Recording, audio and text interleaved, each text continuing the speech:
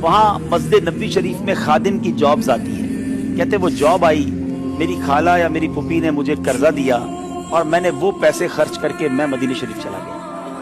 مدینہ شریف پہنچا, آج وہ بتا رہے تھے کہ 2.5 سال ہو گئے مجھے پہنچے ہوئے, یا 3 سال ہو گئے, اب تک وہ واپس نہیں آئے. کہتے ہر سال چھٹی ملتی ہے, میں مدینہ چھوڑ کے نہیں آیا. اچھا وہاں وہ کہتے حج کے دن تھے, تو مجھے کسی نے کہا کہ یہ پیسے لو اور مسجد نبوی شریف میں دسترخوان لگاؤ. تو میں نے مسجد نبوی شریف میں دسترخوان لگایا, تو دسترخوان پر کچھ لوگ آ گئے, تو کسی نے مجھ سے وہیں دسترخوان پر پوچھ لیا کہ بیٹا آپ کی شادی ہو گئی ہے؟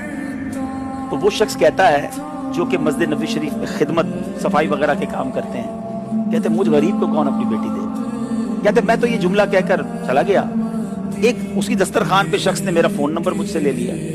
دوسرے دن ان کا فون آیا, کہتے بیٹا ذرا باہر آئیے. میں مسجد نبوی شریف سے باہر گیا اور مجھے کہتے ہیں کہ میری یہ 2 بیٹیاں ہیں, میں امریکہ سے آیا ہوں, ان دونوں میں سے کسی ایک بیٹی کو پسند کر لو, میں تمہاری شادی کر دوں.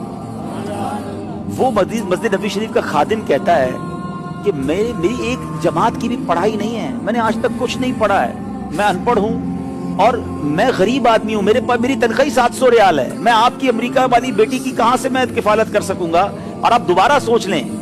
وہ کہتے نہیں, ہم نے کبھی تم سے کچھ نہیں چاہیے, ہم چاہتے ہیں کہ اپنی بیٹی کی شادی تم سے ہی کریں.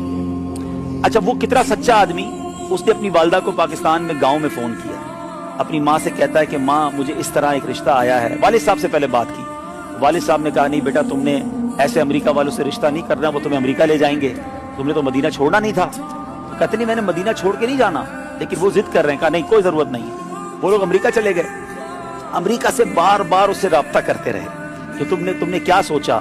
کہتا میری والدہ منع کرتی. پھر والدہ کو فون کیا تو والدہ کہتی بیٹا ہم نے خاندان میں تمہارا رشتہ طے کیا ہوا ہے. وہ امریکہ کے خاندان والے کہتے ہیں کہ تمہاری والدہ سے کہو کہ ٹھیک ہے میری بیٹی سے رشتہ کر کے مدینے میں شادی کر لو, میں آپ کو یہ اجازت دیتی ہوں کہ آپ اپنی ماں کی خواہش پر پاکستان میں بھی شادی کر لینا.